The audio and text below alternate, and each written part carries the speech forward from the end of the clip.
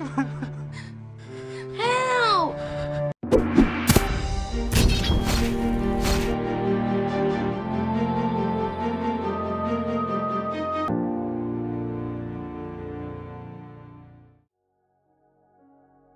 Welcome, Fearless family, and if you're not part of the Fearless family, make sure to click that subscribe button, like if this helps you at any point in the video, and also make sure to comment if you have any questions. Okay, so in this video, I'm going to give you 3 golden rules to follow anytime that you're reminded of a past trauma. And this technically would be known as a PTSD trigger. However, I'm gonna explain that here in a second. But why am I doing this video? Well, those of you that watched my video the other day where I cried and I expressed my deep state of sorrow, you know that I told you in that video that I didn't handle my PTSD trigger the right way. I saw somebody that I've forgiven long ago. I've forgiven myself long ago, and I've found major healing. But nonetheless, I saw this person while I was out buying something, and I just had small talk, and it was a pleasant interaction. But this person, not directly, but was a part of a group of people that brought a really major trauma in my life that led to years of depression because I didn't handle it right. So bear with me real quick and make sure to watch this whole video, because you are going to walk away, I believe, with your life changed, and you will never respond to a trauma trigger in an unhealthy way again if you apply what's in this video. So trauma is the result of an overwhelming amount of stress that exceeds our ability to cope. I think the best example of this is lifting weights. So we've all got a max bench press. For me, I don't know, it's about 800 pounds. I mean, I'm a really huge guy. As you can see, I've got really giant wrists, especially my neck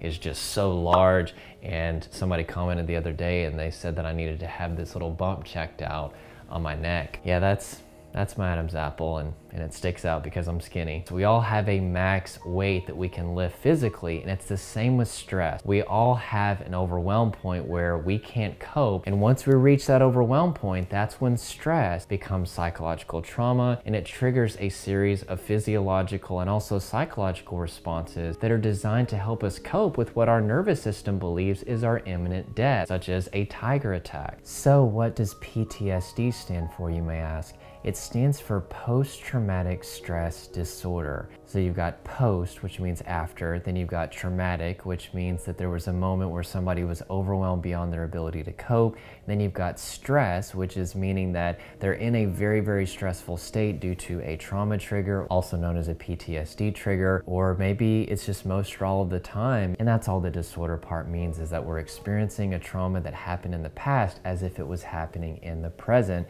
and thus we need to correct some things. But also you may experience what's called a PTSD trigger. It's simply anything that reminds us of what happened right before or during our initial traumatic state, whether it be the moment that repeated low-level trauma built up to the point we couldn't cope, or a sudden major trauma. But your nervous system doesn't have this capability to say, oh, whoa, Jordan, no, what are you doing, man?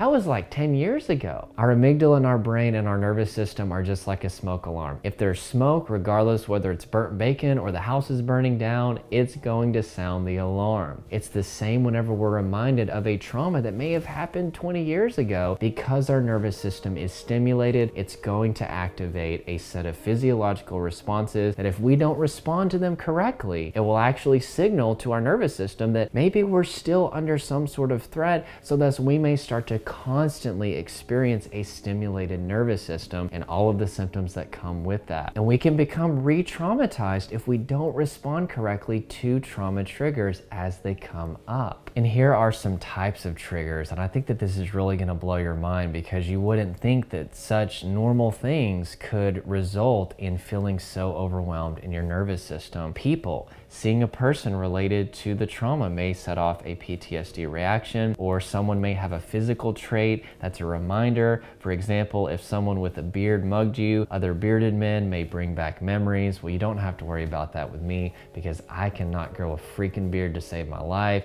I have Joe Dirt DNA. That's a whole nother story. But also just thoughts and emotions may trigger it. Maybe you feel the same way that you did during a traumatic state. You may feel afraid, you may feel helpless, you may feel stressed due to maybe just watching a movie or just some sort of stress that happens in your life. And and then all of a sudden you feel like you're back in that traumatic state that happened a long time ago. It could be things, it could be seeing an object that reminds you of the trauma. It could be scent, something you smell that is strongly tied to memories. For example, someone who survived a fire might become upset from the smoky smell of a barbecue. I'm serious, like I said, some of this stuff is real subtle. Places, returning to the scene of where you entered a traumatic state definitely could be a trigger, or a type of place like a dark hallway. Seeing a similar trauma in a movie that you went through could be something that becomes a trauma trigger. Sometimes sensations such as pain even could be a trigger. So with that being said, trauma triggers could be anywhere, but here are our two options. We can either spend the rest of our life avoiding going out in social situations, public situations, doing the things that we love, just living and enjoying life, because at least we'll be safe from experiencing a trauma trigger. And I want to tell you right now that that is not an option. I did that, guys, and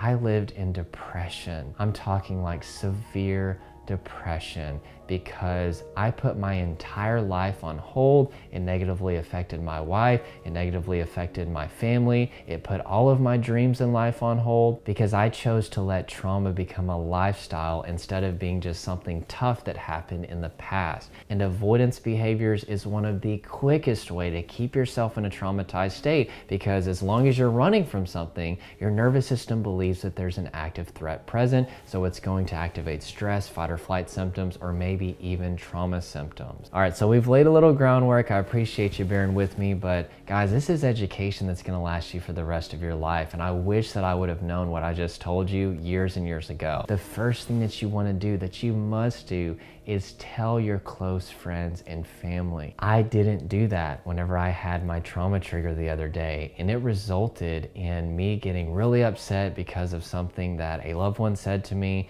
and I got really angry, and I said something very hurtful, because what that person didn't know is I was experiencing the same reaction as I did over 6 or 7 years ago. Whenever that happened long ago, this person said some very hurtful things to me, and because I was living for like 3 or 4 days in that trauma, I was on the offensive. I wasn't gonna let anybody destroy me with words ever again. And my loved one, because they didn't understand what was happening inside of me, they were the recipient of some very hurtful words that I apologized for. They forgave me, and it's good, but that shouldn't have happened. I should have told my loved ones what was going on. And it's also important that you tell your loved ones, so that way they can encourage you and they can be that calm voice for you of, it's okay.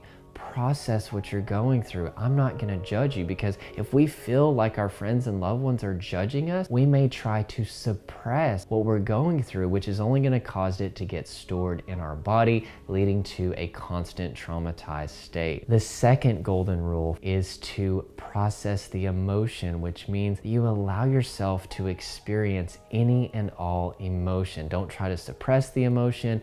Let it out. If you need to cry, cry. I cried in public, and there was like 1,000 people that watched that, and you know, it's a little embarrassing, but nonetheless, I processed it. Should I have cried and processed that days before that, right after the initial trauma trigger? Absolutely. And because I didn't process it as soon as it happened, it built up into even more emotion. But nonetheless, because I processed it emotionally, it allowed me to move on. And now I'm great. I mean, look at me. Oh God, don't look at me. Oh, you're probably traumatized by looking at this frail, bony, pale disposition. And the third and final golden rule for if you're reminded of a past trauma is have a healthy outlet for any rage so that you don't end up blowing up on people. And here's the truth, whenever we access a past trauma, sometimes that involves fight or flight response, which may or may not involve a feeling of rage, because our nervous system is wanting us to be prepared to fight or flee from a tiger. And here are some things that I suggest that you do that are very practical if you feel yourself starting to get built up with rage.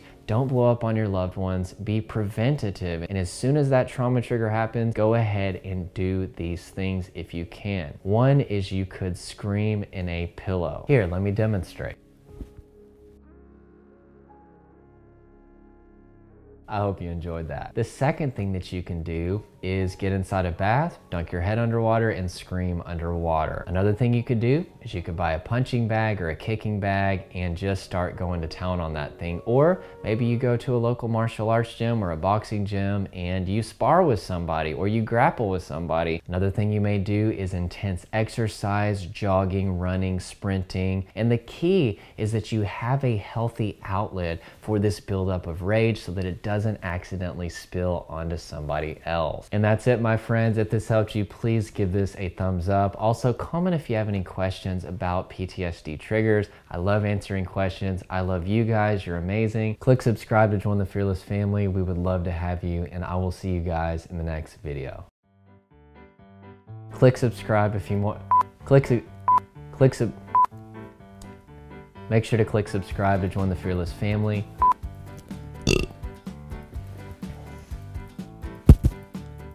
Click subscribe to join the Fearless family and click subscribe to join the Fearless family. We would love to have you, and I will see you guys in the next video. Sweet.